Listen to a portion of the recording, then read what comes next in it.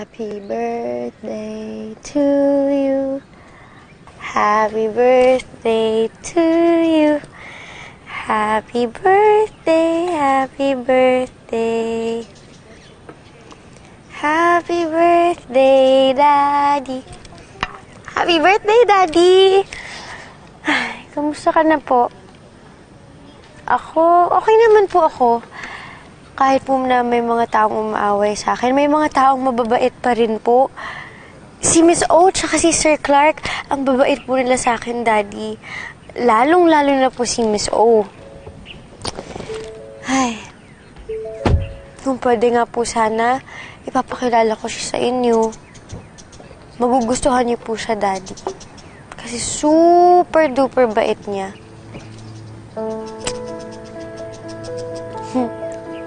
Alam niyo po ba, supplier po ako ngayon dun sa restaurant niya, yung Olivia's. Sikat na sikat po yun dito sa Pilipinas.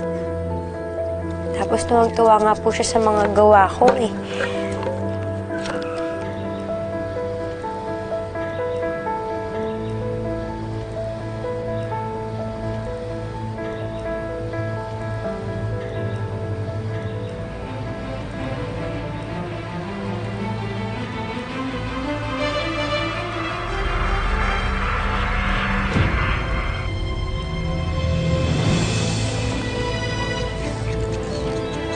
Kakay?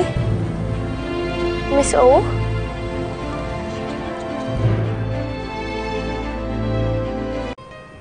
Ano pong ginagawa niyo dito? Hindi ba dapat ikaw yung tinatanong ko niyan? Ikaw, anong ginagawa mo dito? Miss O, birthday po kasi ng daddy ko ngayon. Dinadalaw ko po siya.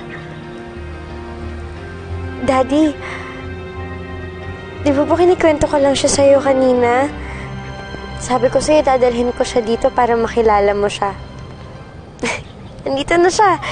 Miss O, daddy ko po. Daddy? Miss O?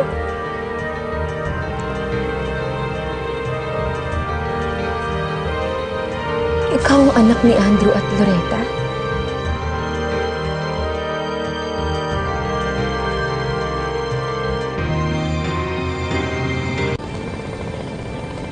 Ikaw yung anak ni Andrew tsaka ni Loretta? Ikaw si Karina Vergara? Opo, Miss O. Ikaw yung batang... Manang Doris, ano ba yung anak ko?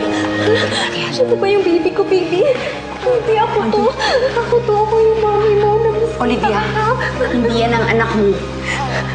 Anak namin siya ni Andrew. Hindi. Anak ko yan. Alam ko, anak ko yan. Sa anak! Nasaan ang anak ko? Andrew, nasaan ang anak ko? Wala ni anak mo, patay na! Namatay dahil iniwan mo! I called some friends from the NSO para makuha ang birth certificate ng batang sinasabi mong anak mo. Her name is Karina Atienza Vergara. Pinanganak siya noong September 26, 1998. It also states here na si Andrew at si Loretta yung mga magulang ng bata. This is just a piece of paper. Hindi yan enough proof para patunayan nilang anak nila si Karina. Kung si Loretta, kinaya niyang baligtarin ako nun kay Andrew, mas kaya nang gumawa ng peking birth certificate. Calm down, anak. May ibang paraan pa to prove na anak ko si Karina. May DNA testing na ngayon.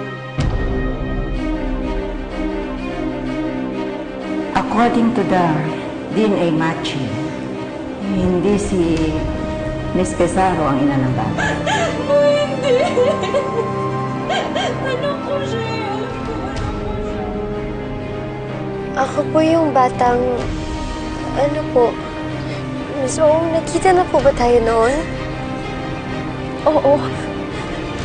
Nakita nun. Nakita nung bata ka pa. Talaga po? Miss O, kaya po siguro magaan po yung loob ko sa inyo. Kakilala na po pala tayo noon pa.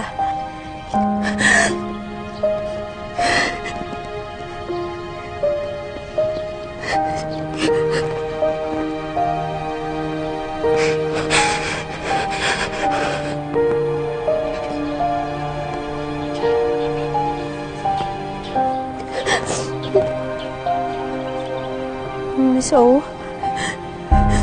Miss O, bakit po?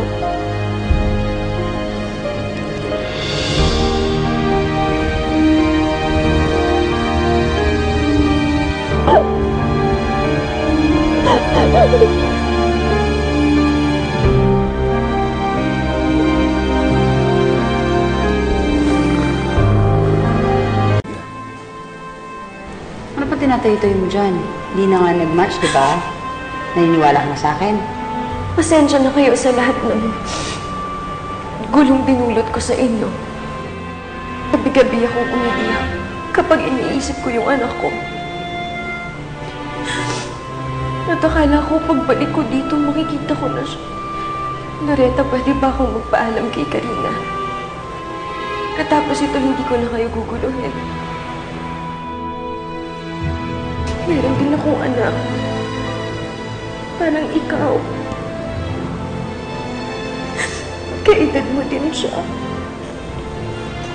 Akala ko nga ikaw yung anak ko eh. At siguro kung kasama ko siya ngayon, she would have been as pretty and as charming as you are. And I really hope and pray na sana ikaw nga yun. Bakit mo kayo umiyak? Sorry. Sorry, Kakay. Pasensya ka na. Kasi naisip ko lang yung mommy tsaka daddy mo. Matalik ko kasi silang mga kaibigan dati. Yung daddy mo, napakabuti na sa akin. At nalulungkot lang akong isipin na talagang wala na siya. Totoo po yun, Miss O. Mabuting tao po talaga yung daddy ko. Ako nga po, nung iniwan niya ako, sobra rin po akong nalungkot. Hanggang ngayon, naalala ko pa rin po yung mga masasayang mga araw namin na magkasama. Pag naalala ko po yun, sobra po ako nalulungkot eh. So, huwag na po kayong umiyak. Alam naman po nating dalawa na nasa mabuting kalagayan na po ang daddy ko, di ba? At isa pa po, nagpapasalamat po ko kasi nakita po tayo ulit pagkatapos ng mahabang panahon. Ako din, Kakay. Sobrang saya ko na nakita kita ulit.